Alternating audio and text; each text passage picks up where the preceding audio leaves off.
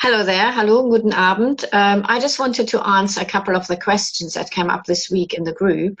Now, I've tried to go live through Zoom again, but it just hasn't worked. So what I'm going to do, I'm just going to work on my online whiteboard, which I'm going to share. And then we're just going to go through these couple of questions. And pardon me. So basically, the questions I'm going to answer are, the first one was actually about the genitive. Yeah, so their genitive. One of the questions was to do with the S, what actually the S does, or whether it's a short form of anything. Now, in the genitive, the German S isn't a short form. It's just an S as showing whose is it. So the genitive asks for wessen, which is in English whose. So just on the quick note, so I'm just going to make that a bit bigger there. So whose. So I would say whose car is this, and in German would be wessen Auto ist das. The answer would be, I could say in English, this is Tom's car. In German, I would say, das ist Tom's Auto. So notice, basically for the S, in English you got the apostrophe S, which is just expressing the genitive. In German, all it is das ist Tom's Auto. You only add the S to the end of the name, or the end of whatever word it is. So there is no apostrophe at all, so you just have the S for the genitive. And I could also say the genitive differently. I could say, das ist das Auto meines Vaters, oder das ist das Auto meiner Mutter, for the feminine.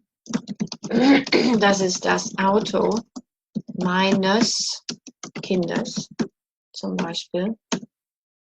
Und das ist das Auto meiner Eltern. So you can see here that Vaters, I did say it, but didn't write it. So as you can see here, for the genitive, I have minus for the masculine, minus Vaters. I also get an S at the end here. I think I can just underline. Oh, I could make a little box perhaps in a different color. How's that? Oh, no, didn't want that. I'm still learning. Oh, no, didn't want the box there either. Sorry about that. So I'm just going to move that up. I'm still learning with this system. Well, obviously, as you can see, I'm actually playing around with it. So I just wanted to have a little box here. No, didn't want that either. There. So here you can see the different endings. Yeah. So you have for the masculine, minus Vaters, for the feminine, meiner Mutter, for the neuter, meines Kindes, and for the plural, meiner Eltern. Only the masculine and the neuter are getting the S. And usually, if you have a word that is only one syllable, like Kind, das Kind, you would say meines Kindes. Very often you add the E there. And for Vaters, minus Vaters. There's no need to add the E. But for one syllable words, you would add an E. You do find sometimes in text that people haven't added the E, which isn't a major problem. All right, so that's basically on the genitive.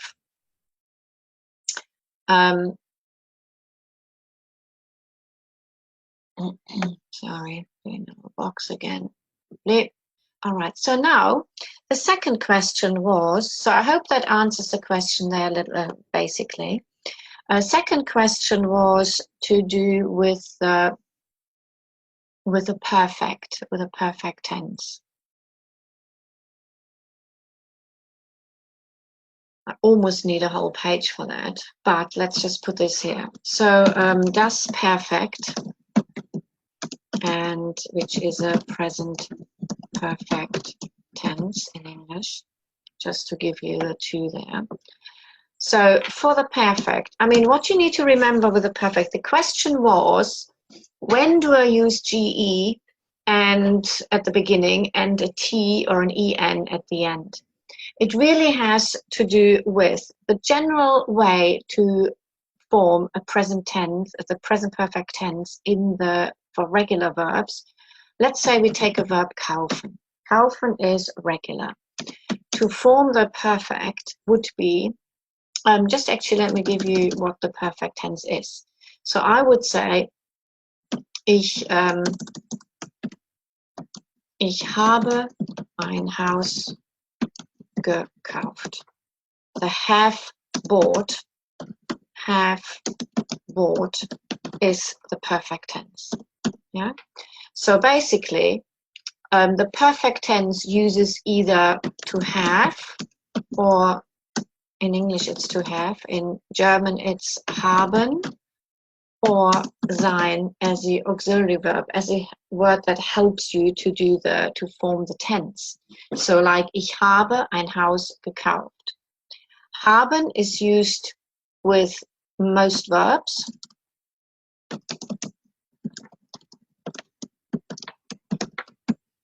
And sein is used with verbs which express movement. I will give an example on both. So coming back to my example at the top, ich habe ein Haus gekauft. So how it works, I have kaufen. So I have kaufen. I add a GE to the front. I take the stem of kaufen, which is kauf, and I add the regular ending T. The regular verbs have a T at the end. So they usually have a G at the front and a T at the end. That all has to do with that. So gekauft is a regular verb. Now let's say I use fahren. I have fahren, which is irregular. Now again, it adds a GE at the front, the stem in the middle, and I add an EN, which is gefahren. So you will find that regular verbs have the T at the end and irregular verbs have the EN at the end. Now, as I said earlier, haben is used with most verbs, but sein is used with verbs which express movements plus a couple of others.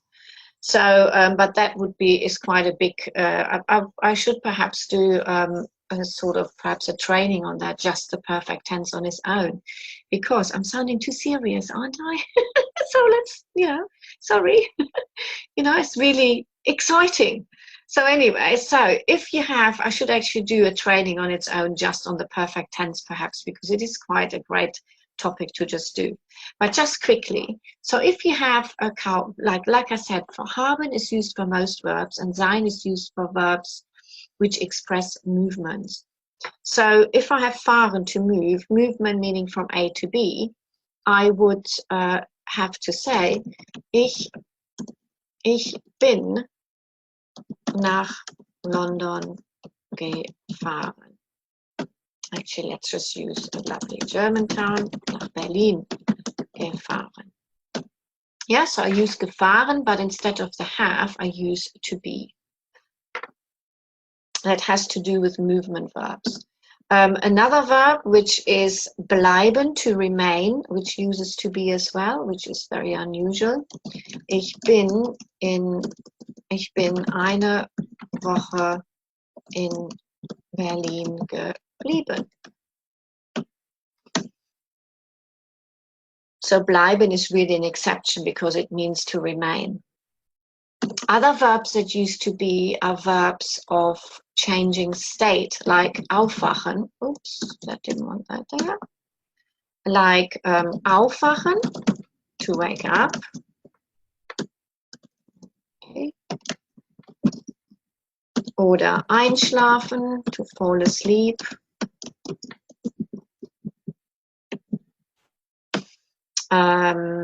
I also would have a verb like to die, sterben, would also the same thing. Sterben would be the same. To die, and I just can't think. There are a couple more. I can't think of which ones they are. Yeah, but I hope that answers the question. I'd already answered it a little bit in a post, but that's really where the GE and the T come into place. Now, there are some verbs which do not get a GE at the end, at the beginning. And these are verbs starting with the syllables ER, VER, BE, ZER,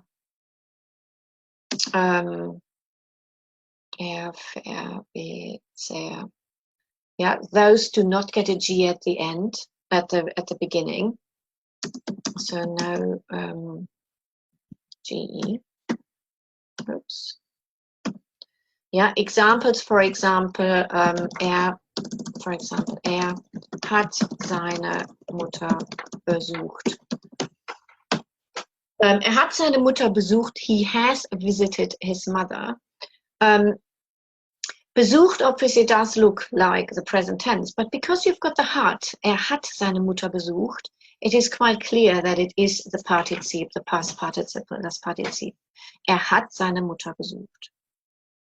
Yeah, I hope that answers that as well. So, yeah. But I think I'm going to do a separate training on the perfect tense. So actually it would make it so much easier and really much clearer to explain, to understand. All right, the next part was to talk about, I'm going to put that in a box as well, just because it's different. And I want to play with the boxes. You see, the more you practice something, the better you get. There we go. Yay. So now let's do the third one. The third question had to do with when to use zu.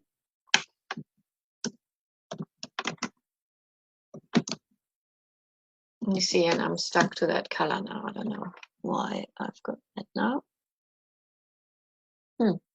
Okay. You see, as I said, I am practicing.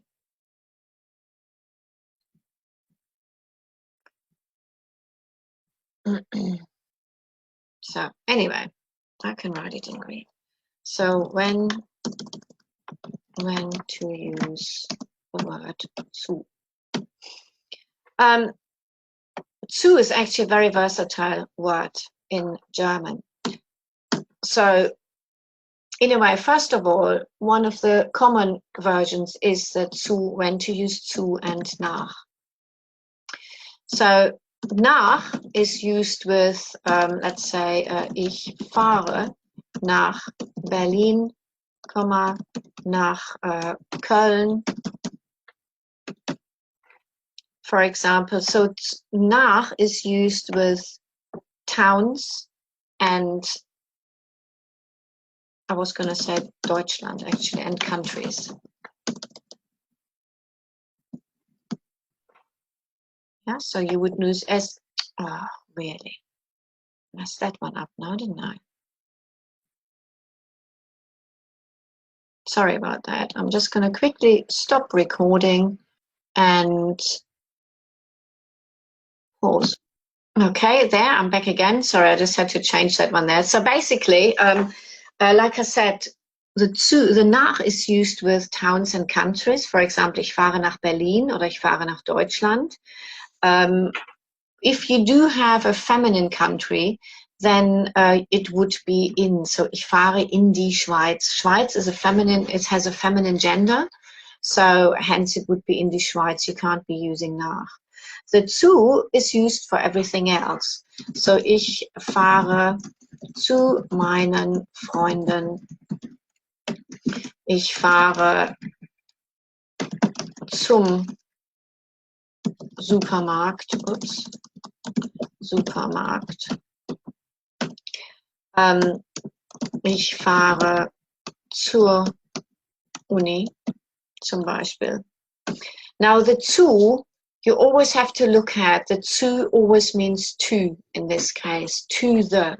So I can also say, ich fahre, yeah, in a way one does say, no, one doesn't say, ich fahre in den Supermarkt. Ich fahre ins Kino. In a way, ich fahre zum Kino, ich gehe ins Kino. Yeah, but it's used like that. So ich fahre zu meinen Freunden, ich fahre zum Supermarkt, ich fahre zur Uni.